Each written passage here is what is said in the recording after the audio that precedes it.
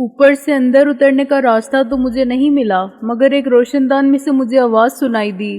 میں نے جھک کر دیکھا اور تاروں کو کھڑکی سے نکل کر دوسرے روشن دان تک پہنچتے دیکھا تو سب سمجھ گیا۔ اس کے بعد جو کچھ ہوا تو جانتا ہے۔ اس سرگزشت کے دوران کئی بار مجھے بے اختیار ہنسی آئی اور صورتحال کی سنگینی کے باوجود ہم نسوانیت کے پردہ وار برقعے کے اس مردانہ استعمال پر محظوظ ہوئے۔ کافی اور سپرین نے محسن کو نارمل کر دیا تھا۔ میں نے اسے یاد دلایا کہ رات کا کھانا ہمیں ضامن رضوی صاحب کے ساتھ کھانا تھا، جس کے لیے انہوں نے ہمیں خصوصی تاکید کی تھی۔ اب رات ہو چکی تھی، ہم اب بھی پہنچ سکتے تھے اور دیر سے پہنچنے پر کوئی معقول سا عذر پیش کر کے معافی مانگ سکتے تھے، مگر بات صرف کھانے کی نہیں تھی۔ ہمیں معلوم تھا کہ کھانے کے بعد جو نشست چلے گی وہ گھنٹوں برخاست نہیں ہوگی، اور ہمارے پاس سب سے اہم مسئلہ وقت کا تھا۔ ٹیلی فون کال تو محسن بھی ریسیو کر سکتا تھا اور ایک آخری موقع فراہم کرنے والوں کو بتا سکتا تھا کہ سکندر بخت اسی کام سے ہسپتال گیا ہوا ہے، لیکن دوسری طرف رابعہ کی ماں کی فرصت عمر تمام ہو رہی تھی اور یہ کہنا بھی مشکل تھا کہ میرے پہنچنے سے پہلے ان کی آخری سانسوں میں ہوش و حواس کس حد تک ان کا ساتھ دیں گے۔ میں ہسپتال پہنچا تو رات کے 10 بج رہے تھے۔ میں نے ڈاکٹر درانی کے بارے میں دریافت کیا اور اپنا نام بتایا۔ او مائی گڈنس، ڈاکٹر نے سر پر ہاتھ مار کے کہا، آپ نے اتنی دیر کیوں کی؟ میرا دل بیٹھنے لگا۔ کیا؟ میں نے بمشکل تمام کہا۔ نہیں، آپ آئیے میرے ساتھ۔ وہ اٹھتے ہوئے بولا، رابعہ کون ہے؟ رابعہ قاری، وکیل۔ میں نے کہا، میں نے آپ کو بتایا تھا۔ اوہ یس، مگر وہ خود کہاں ہیں؟ ڈاکٹر نے برآمدے میں میرے ساتھ چلتے ہوئے کہا، بے ہوشی میں وہ کئی بار ان کو یاد کر چکی ہیں۔ بدقسمتی سے وہ ایک قانونی معاملے میں اپنے موکل کی مدد کے لیے راولپنڈی چلی گئی ہیں۔ میں نے مجبوراً جھوٹ کا سہارا لیا۔ میں نے فون تو کر دیا تھا، لیکن ان کا کل سے پہلے آنا مشکل ہے۔ ڈاکٹر نے افسوس سے سر ہلایا۔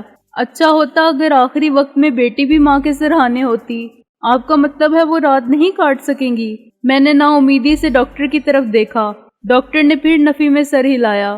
نو ہوپ، اور ایئر کنڈیشنڈ وارڈ کا دروازہ کھولا۔ ہر بستر پر لیٹے ہوئے مریض صبح کے انتظار میں تھے، لیکن کسی کو خبر نہ تھی کہ آنے والی صبح کا سورج کسے دیکھنا نصیب ہے، اور اس کے بعد وہ کون سی ایسی ہی رات ہوگی جس کا سورج سب کے لیے طلوع ہوگا، سوائے ان کے۔ ہر بستر پر موت سایہ شکن تھی، ان کی زندگی مانگنے والوں کی ملتجی، پر امید اور دلزدہ نظروں سے بے نیاز۔ میں دونوں جانب کھچے ہوئے پردوں سے نظر آنے والے منظر دیکھتا چلا گیا۔ خون، گلوکوز اور آکسیجن دینے والے آلات کامل بے حسی کے ساتھ ہر جگہ سادہ تھے۔ ان کی اندھی آنکھوں نے انگنت مریضوں کو انہی گنے چنے بیڈز پر آتے جاتے دیکھا تھا۔ اس وارڈ میں آنے والوں میں بہت کم ہوتے تھے جو اپنے جسم و جاں کا رشتہ سلامت لے جانے میں کامیاب ہوتے تھے، بیشتر کے صرف جسم لے جائے جاتے تھے۔ ڈاکٹر دورانی رک گیا۔ اس نے پردہ کھینچا اور برابر کر دیا۔ رابعہ کی ماں آکسیجن ماسک چڑھائے لیٹی تھی۔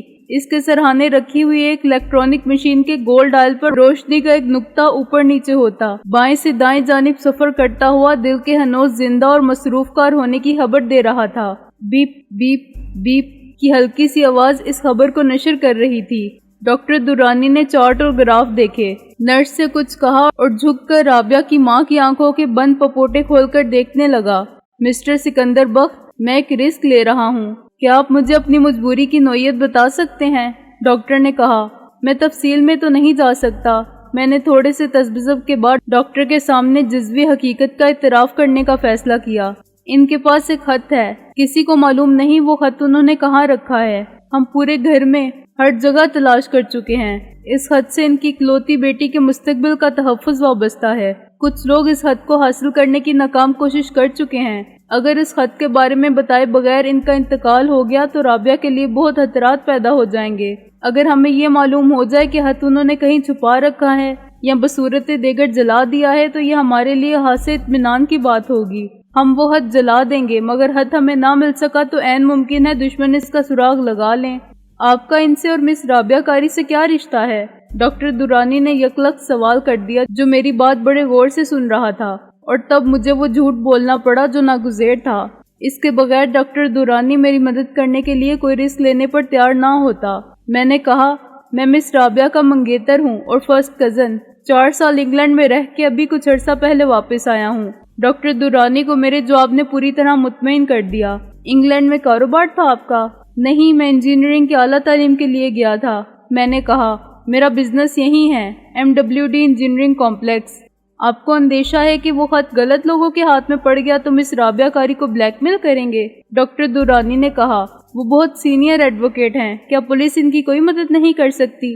بدقسمتی سے وہ وکیل ایک عورت بھی ہے، میں نے کہا، اور ہماری اخلاقی اقدار کے پیمانے مرد اور عورت کے لیے الگ الگ ہیں۔ عورت کی عزت شیشہ ہے جس میں بال بھی پڑ جائے تو نہیں جاتا۔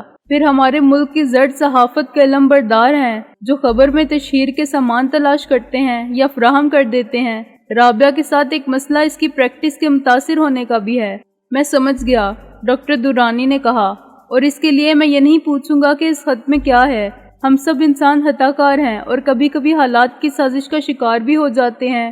اسی وقت نرس اندر آئی اور اس نے ڈاکٹر کو ایک انجیکشن تھما دیا۔ اب آپ اچھی طرح ایک بات سمجھ لیجئے مسٹر سکندر بخت، اس نے انجیکشن سرنج کو اوپر کی طرف کر کے پسٹن کو تھوڑا سا دبایا۔ میں آپ کی مدد کر رہا ہوں، آپ پر اعتماد کرتے ہوئے۔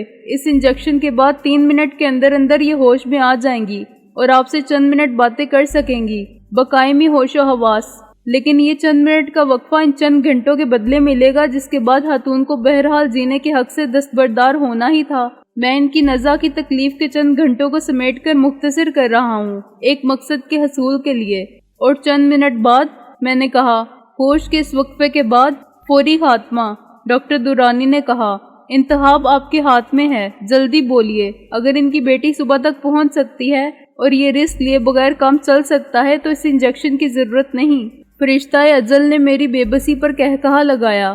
فیصلہ تو بہت پہلے ہو چکا تھا، وقت کا تعین تو بہت پہلے ہو چکا تھا، مجھے روح قبض کرنے کا حکم تو بہت پہلے دیا جا چکا تھا۔ تم کیا سوچ رہے ہو؟ کیا زندگی اور موت تمہارے قبضہ قدرت میں ہے؟ آل رائٹ، میں نے رابعہ کی ماں کی موت کے فرمان پر دستخط ثبت کر دیے۔ زندگی کے یہ چند بے مصرف لمحات اگر اس عورت کے اپنی بیٹی کی زندگی کی جان بچانے کے کام آ سکتے ہیں تو تذبذب کیسا؟ رابعہ کے لیے آخری وقت میں ماں کے سرہانے موجود ہونا تو بعید القیاس ہے۔ شاید اولاد کو ممتا کا یہ آخری نذرانہ دے کر اس کی روح کو سکون ملے۔ ڈاکٹر نے انجیکشن لگا دیا۔ آپ اگر اکیلے میں بات کرنا چاہیں تو میں باہر چلا جاتا ہوں، ڈاکٹر درانی نے نرمی سے کہا۔ اس کی کوئی ضرورت نہیں، میں نے کہا، میں چاہتا ہوں آپ گواہ رہیں کہ میں نے آپ سے جھوٹ نہیں بولا تھا۔ بیپ بیپ بیپ ہر لمحہ صدا دیتا گزر گیا۔ دل اب بھی دھڑک رہا تھا۔ اس مشین نے بہت پہلے ایک نوزائیدہ بچے کے جسم میں خون پمپ کرنا شروع کیا تھا۔ اب اس کی مشینری پرانی اور ناقص ہو چکی تھی، ناقابل مرمت اور ناکارہ قرار دی جا چکی تھی۔ اب یہ مشین بند ہونے والی تھی۔ ایک بار میں نے اپنے دوست سے سنا تھا کہ اس کے باپ نے نیو یارک سے ایک بحری جہاز خریدا ہے جو بمبئی پر مال اتار کے کراچی آ رہا ہے، جہاں گڈاپ میں اسے توڑ کر پرزا پرزا کر دیا جائے گا۔ اور میں نے حیران ہو کے کہا تھا، اچھے بھلے چلتے پھرتے جہاز کو توڑ دیا جائے گا، اس میں کون سی عقل مندی ہے؟ اور میرے دوست نے مجھے سمجھایا تھا کہ عالمی قواعد و ضوابط کے مطابق ہر بحری جہاز کی ایک لائف ہوتی ہے، جب یہ لائف پوری ہو جائے تو اس کا وجود ختم کر دیا جاتا ہے، خواہ جہاز ابھی مزید 10 سال کے سفر کے قابل ہو یا نہ ہو۔ یہ دل بھی اسی جہاز کی طرح تھا، اس کی لائف پوری ہو چکی تھی۔ یہ دل آخری چند گردشوں کے لیے خون کو جسم کی شریانوں کے سفر پر روانہ کر چکا تھا۔ وہ لمحہ بہت دور نہیں تھا جب یہ مشین رک جائے گی اور خون کا ہر ذرہ جہاں ہوگا وہیں ٹھہر جائے گا۔ رابعہ کی ماں نے حرکت کی اور کراہی۔ ڈاکٹر درانی نے آکسیجن ماسک ہٹا دیا۔ اب آپ ان سے بات کر سکتے ہیں۔ آنٹی، میں نے جھک کر کہا اور فرش پر گھٹنوں کے بل بیٹھ کے ان کے کانوں کے قریب اپنے منہ کو کر لیا۔ میری طرف دیکھیے، میں سکندر بخت ہوں۔ رابعہ کی ماں نے آہستہ سے آنکھیں کھولیں۔ سکندر، اس نے سرگوشی میں کہا۔ رابعہ، دیکھیے آنٹی، رابعہ آنے والی ہے، میں نے کہا۔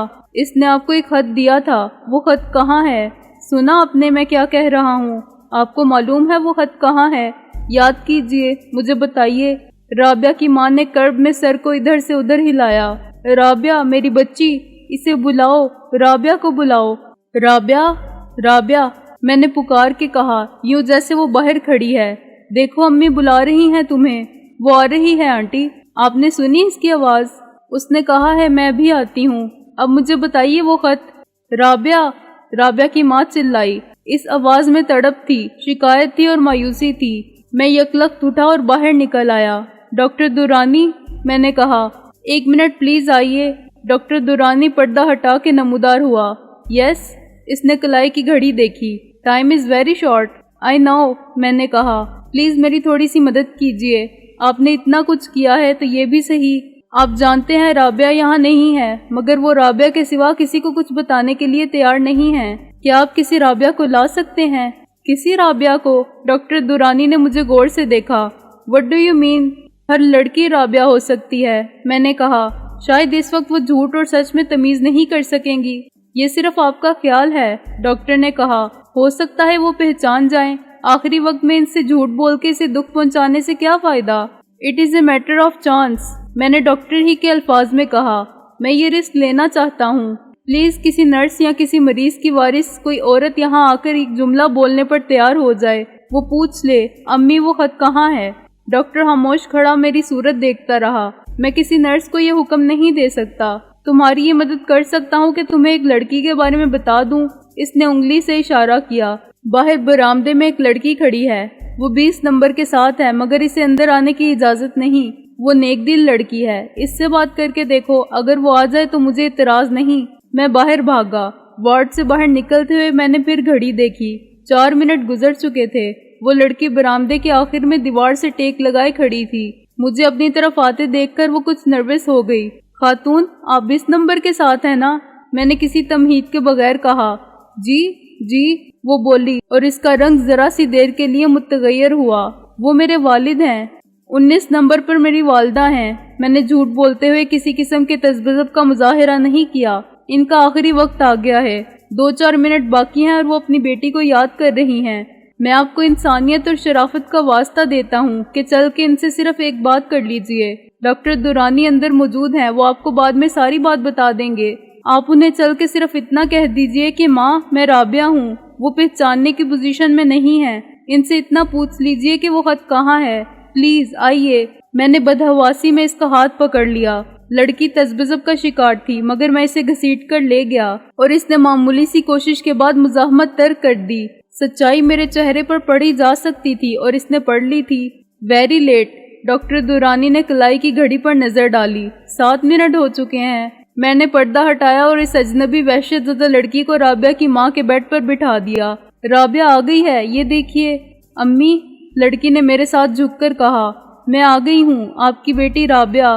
مجھے بتائیے وہ خط کہاں ہے؟ رابعہ کی ماں نے آنکھیں کھولی۔ اب ان کی سانس اکھڑ چلی تھی۔ اس نے نظر جما کے اپنے سامنے بیٹھی ہوئی لڑکی کو دیکھا اور اس کی کھلی آنکھیں کھلی رہ گئیں۔ آخری سانس جسم سے رخصت ہوئی۔ آخری جھوٹ رائے گاں گیا۔ دنیا کے تمام ماہرین جو الیکٹرانک آلات سے بال کی کھال نکال لیتے ہیں اور ذرے کا دل چیر کے رکھ لیتے ہیں اور آدمی کے وجود میں یوں جھانک لیتے ہیں جیسے کھلی کھڑکی سے تاروں بھری رات کا ہر ستارہ دیکھا جا سکتا ہے، دنیا کے سارے علوم پر عبور رکھنے کا دعویٰ کرنے والے اس آخری لمحے میں یہ نہیں بتا سکتے تھے کہ رابعہ کی ماں نے مرتے وقت اپنے مقابل کسے دیکھا تھا، رابعہ کو یا ایک اجنبی لڑکی کو جو رابعہ کا نام لے کر اسے دھوکہ دینا چاہتی تھی۔ وہ لڑکی یکلخت اٹھی اور ہسٹیریا کی کیفیت میں روتی ہوئی باہر بھاگ گئی۔ آئی وش کہ تم نے یہ سب نہ کیا ہوتا، ڈاکٹر دورانی نے کہا۔ یہ جھوٹ کس کے نامہ اعمال میں لکھا جائے گا؟ میں نے اپنا بستر سر پر ٹکا دیا اور اپنی آنکھیں بند کر لیں۔ مجھے معاف کر دینا آنٹی، مجھے معاف کر دینا میرے معبود، میں ڈیتھ سرٹیفکیٹ بنا دیتا ہوں، ڈاکٹر دورانی نے کہا۔ لاش تم لے جاؤ گے؟ میں نے اقرار میں سر ہلایا اور ڈاکٹر کو پردے برابر کر کے جاتا ہوا دیکھتا رہا۔ 5 منٹ بعد جب 2 نرسنگ آرڈرلی ایک اسٹریچر لیے نمودار ہوئے تب بھی میں اسی طرح بیٹھا تھا اور مجھے معلوم نہ تھا کہ میں رو رہا ہوں۔ انہوں نے رابعہ کی ماں کو بستر پر سے اٹھا کے اسٹریچر پر لٹایا اور بے آواز قدموں سے اسٹریچر کو دھکیلتے ہوئے لے گئے۔ میں خالی بستر پر نظریں جمائے کھڑا رہ گیا۔ میں نے رابعہ کی ماں کی زندگی کے آخری چند گھنٹوں کو سمیٹ کر چند منٹوں میں ختم کر دیا تھا۔ میں نے ایک عورت کو مرتے وقت دھوکہ دینے کی کوشش کی تھی۔ میں نے ایک اجنبی اور ایک بے گناہ لڑکی کو ایک ایسا جھوٹ بولنے پر مجبور کر دیا تھا جس کا بوجھ وہ ہمیشہ اپنے ضمیر پر محسوس کرے گی۔ میں نے ایک شریف النفس ڈاکٹر کو خلاف اصول مدد پر آمادہ کر لیا تھا اور احساس جرم و پشیمانی کے سوا کسی کو کچھ حاصل نہیں ہوا تھا۔ ایک نرس آ کے بستر کو ٹھیک کرنے لگی۔ آپ کو ڈاکٹر دورانی بلا رہے ہیں، اس نے میری طرف دیکھے بغیر کہا۔ اپنا سامان ساتھ لیتے جائیے۔ میں نے سر ہلایا اور آفس کی طرف چل پڑا۔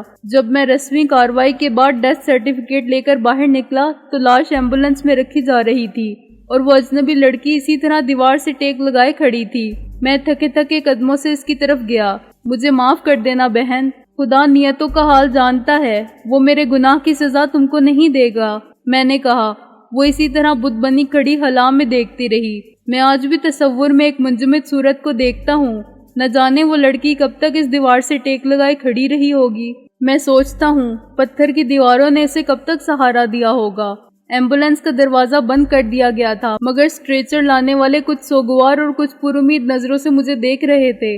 ओह, बर वक्त मुझे ख्याल आ गया और मेरा हाथ पर्स निकालने के लिए जेब में गया। पर्स में एक एक के 2 नोट थे और 100 का एक नोट। मैंने राबिया की माँ का हैंडबैग खोला, जिसे मैं थर्मास और एक बास्केट में मौजूद दूसरी चीजों के साथ थामे खड़ा था। इसमें से 10-10 के नोट निकालते हुए मुझे अचानक किसी भारी से पैकेट की मौजूदगी का एहसास हुआ। मैंने इसे निकाल कर देखा। ये वही खत था। मैं चंद सेकंड साकत और सामत खड़ा रहा। फिर मैंने दोनों स्ट्रेचर लाने वालों को 10-10 का एक एक नोट दे दिया और एम्बुलेंस में आके ड्राइवर के साथ बैठ गया। एक बार पहले भी मैंने राबिया के साथ आधी रात के बाद शहर की इन वीरान सड़कों पर इसी एम्बुलेंस में सफर किया था। फर्क सिर्फ ये था कि इस रोज एम्बुलेंस का सायरन चला चला के रास्ता मांग रहा था, क्योंकि ताखीर में एक जिंदगी के ज़िया का इम्कान था। अब सायरन खामोश था। इस खामोशी में मेरे साथ सिर्फ मेरे ख्यालात थे।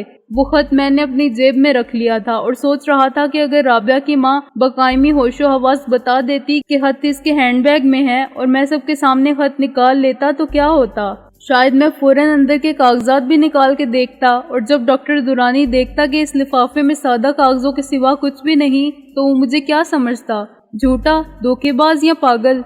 लाश को तुरवाने के बाद मैंने और मोहसिन ने इस हंगामी सूरत हाल पर गौर किया। हस्बे तवक्को एक टेलीफोन कॉल मौसूल हुई थी और मोहसिन ने जवाब में वही कहा था जो मैंने इसे बताया था। उन्होंने कहा था कि हम फिर राब्ता कायम करेंगे, लेकिन इस बात को 2 घंटे हो चुके थे। अब अगर इनका पैगाम मौसूल हो जाता तो ये मसला हल हो जाता, जिसमें हमारी पोजीशन बहुत अजीब थी। हम अब कफन दफन के इंतजामात की जिम्मेदारी कबूल कर चुके थे। हमारा काम था कि राबिया के और इसकी माँ के तमाम रिश्तेदारों को इत्तला दें। इनसे राबिया की माँ के ताल्लुकात अच्छे थे या बुरे, ये नामुमकिन था कि इनको बताए बगैर हम तदफीन करवा दें, लेकिन हमें इनमें से किसी का नाम पता मालूम ना था। इनकी मुलाजमा को खबर करनी भी जरूरी है। मोहसिन ने फिक्रमंदी से कहा, इसकी नज़र में हम पहले ही मुश्तबा किरदार हैं, खसूसन मैंने कहा। राबिया की माँ को जिस रात दिल का दौरा पड़ा था, राबिया इसके पास मौजूद ना थी। इसे मैं अपने साथ ले गया था और जुबानी अकीदा अपनी जगह कि जिंदगी और मौत खुदा के इख्तियार की बात है। वो मौत का यही सबब बताएगी कि बड़ी बेगम साहिबा को वक्त पर अस्पताल नहीं पहुंचाया गया था, वरना वो बच जाती। राबिया के ताल्लुकात हमसाये में किस किस से थे? मोहसिन बोला, ये भी हादमा ही बता सकती है और तुम इसे ला सकते हो। शायद इसे एक आध रिश्तेदार का घर भी मालूम हो, इससे आगे दूसरों का पता मालूम हो जाएगा। ये सब तो ठीक है, मैंने कहा, लेकिन हम इस सवाल का क्या जवाब देंगे कि राबिया कहाँ है? किस किस से झूठ बोलेंगे और क्या सब हमारे झूठ को तस्लीम कर लेंगे? राबिया बहुत बड़ी वकील है, इसके मातहत वकील भी हैं, इनको बेवकूफ़ नहीं बनाया जा सकता। इसके अलावा राबिया के हम पेशा वकीलों को इत्तला देनी होगी। सुबह 9 बजे के बाद कोर्ट के बार रूम में ये खबर पहुंचेगी तो वो हमसे पूछेंगे तदफीन किस वक्त होगी। इनमें से बहुत से मुकदमात हैं जिन्हें लेकर जनाजे में शिरकत के लिए आ जाएंगे। इस वक्त रात का 1 बजा है। अगर हम सुबह होते ही तदफीन के इंतजामात शुरू करें तब भी दोपहर से पहले तदफीन मुश्किल है। दूसरे लोगों से पहले तो हमसाया आ जाएंगे। दूसरे सब लोगों से तो वही कहा जा सकता है जो डॉक्टर दुरानी ने कहा था कि राबिया किसी केस के सिलसिले में रावलपिंडी गई है, मगर इसके मातहत वकील समझ जाएंगे कि दाल में कुछ काला है। इनका पेशा ही ऐसा है कि उन्हें हर शरीफ आदमी मुजरिम नजर आता है, और जरा भी शक हो तो उनके लिए पुलिस को बुला के तफ्तीश का चक्कर चलाना मुश्किल नहीं होता। हम पहले ही इतने चक्रों में पड़े हुए हैं कि मजीद चक्रों को मुतहम्मिल नहीं हो सकते अगर हम वकीलों को इत्तला ही ना दें। मोहसिन ने कहा, ये कह दें कि आखिरी रसूम में खानदान के अफराद शरीक थे। खानदान के अफराद का मसला फिर भी बाकी रहता है। मैंने कहा, अगर सुबह से पहले पहले हम हद देकर राबिया को लाने में कामयाब हो जाएं, फिर तो कोई गड़बड़ नहीं होगी। मैं राबिया को इसके कमरे में सुला दूंगा। मैं डॉक्टर को बुला के बता दूंगा कि अभी राबिया को माँ की मौत का इल्म नहीं होना चाहिए और बेहतर यही है कि वो सोती रहे। बात आ गई समझ में, मोहसिन ने अचानक कहा। राबिया अपने कमरे में सोती रहेगी। हम किसी को इसके कमरे में नहीं जाने देंगे कि डॉक्टर ने सख्ती से मना किया है। हम कह सकते हैं कि राबिया पर सदमे का शदीद असर है। मैं कुछ देर मोहसिन की बात समझने की कोशिश करता रहा, लेकिन रिश्तेदार, खवातीन, पास पड़ोस की औरतें या खादमा अगर कमरे में जाकर सिर्फ एक नज़र देखने पर मसर हुई तो क्या होगा? एक झूठ को निभाने के लिए दूसरे झूठ का सहारा तो लेना ही पड़ता है। मोहसिन ने कहा, اور جھوٹ تو جھوٹ ہی ہے، کیا بڑا کیا چھوٹا، ہم کمرے کا دروازہ کھول کے بھی دکھا سکتے ہیں، یوں کہ دور سے دیکھنے والوں کو رابعہ واقعی سوتی ہوئی نظر آئے۔ رائٹ، میں نے چٹکی بجا کے اٹھتے ہوئے کہا، وقت بہت کم ہے، ہمیں کام فوراً شروع کر دینا چاہیے۔ رابعہ کے بیڈ روم کو سیٹ کر دینے کے بعد میں نے کسی فلم کے ہدایت کار کی طرح سوچنا شروع کیا، جو غیر یقینی مناظر کو اس طرح پیش کرتا ہے کہ دیکھنے والے اسے حقیقت سمجھ کے تسلیم کرتے ہیں، جیسے باغ میں پانی دینے والے فوارے سے بارش کا منظر دکھانا۔ رابعہ کے بیڈ پر چادر کے نیچے تکیے اور دوسرے پردے رکھ کر یہ تاثر دینا بہت آسان تھا کہ یہ رابعہ ہے جو چادر اوڑھے لیٹی ہے۔ ہم یہ بھی دکھا سکتے تھے کہ وہ چادر میں منہ سر لپیٹے سو رہی ہے، مگر میں نے زیادہ حقیقی تاثر دینے کا انتظام کیا۔ رابعہ کی وارڈروب میں سے میں نے ایک وگ نکالی، اس میں مصنوعی بالوں کے بنے بنائے جوڑے بھی رکھے تھے جو رابعہ نے میرے سامنے تو کبھی استعمال نہیں کیے۔ شاید یہ اس دور کی یادگار تھی جب اس کی شادی ہوئی تھی، صرف شادی جسے خانہ آبادی ہرگز نہیں کہا جا سکتا تھا۔ ہر سہاگن کی طرح وہ 16 سنگار کرتی ہوگی، بالوں کی آرائش کے انداز بدلتی ہوگی اور خود کو آئینے میں دیکھ کے اپنے حسن کی قوت تسخیر پر غرور کرتی ہوگی، اور اپنے خیالوں، خوابوں اور تصورات کا عکس دیکھ کر شرم و حیا سے اس کا چہرہ گلنار ہو جاتا ہوگا۔ اے بسا آرزو کے خاک شدہ، سوائے حسرت تعمیر گھر میں خاک نہیں۔ میں نے ایک سر داہ بھر کے لمبے سیاہ چمکیلے بالوں کی وگ کو پھیلایا، کچھ تکیے پر، کچھ چادر کے اوپر۔ وگ کے نیچے ایک جوڑا رکھا اور چادر کا کونا تھوڑا سا آگے کھسکا دیا۔ پھر میں نے دروازے کے قریب جا کے دیکھا۔ محسن نے تائید میں سر ہلایا۔ تاثر مکمل تھا۔ دن میں سارے پردے برابر ہوں گے اور ٹیبل لیمپ بھی آف ہوگا تو کمرے کا دروازہ کھول کے اندر آنے والے کو یہ بھی نظر آئے گا کہ رابعہ کروٹ لیے اور منہ دیوار کی طرف کیے سو رہی ہے۔ کیا کہا تھا امیر خسرو نے؟ گوری سوئے سیج پر، مکھ پر ڈالے کیس، چل خسرو گھر آپ لے، سانجی بھئی چودیس۔ رابعہ اٹھ بیٹھی۔ یہ سب نظر کا دھوکہ ہے، ہر چند کہیں کہ ہے نہیں ہے، رابعہ نہیں ہے، یہ سب دام خیال ہے۔ اور میں نے کہا، عالم تمام حلقہ دام خیال ہے۔ محسن نے میرا کندھا پکڑ کے ہلایا۔ کس سوچ میں پڑ گیا ہے سکندر؟ وقت نہیں ہے ہمارے پاس۔ میں چونکا۔ ہاں، میں نے کہا، ہاں ہم سب کے پاس وقت نہیں ہے، نہ جینے کا نہ مرنے کا۔ محسن نے فائنل ٹچ یہ دیے تھے کہ رابعہ کی ایک ساڑی اور بلاؤز بیڈ کے قریب کرسی پر یوں ڈال دیے تھے جیسے سونے سے پہلے رابعہ نے اسی لباس کو بدلا تھا۔ بیڈ کی دوسری جانب ساڑی سے میچ کرتے ہوئے سینڈل رکھ دیے تھے جو دروازے میں سے داخل ہونے والے کو سامنے نظر آ جائیں۔ بیڈ کے سرہانے ٹیبل لیمپ کے ساتھ ہی ایک ہینڈ بیگ رکھا تھا اور کلائی کی ایک گھڑی رکھی تھی۔ یہ سب کچھ محسن نے وارڈروب میں سے نکالا تھا۔ اس نے میرا ہاتھ پکڑ کے باہر کھینچ لیا۔ میرا خیال ہے، بلکہ یقین ہے کہ یہ ڈرامہ چل جائے گا، محسن نے کہا۔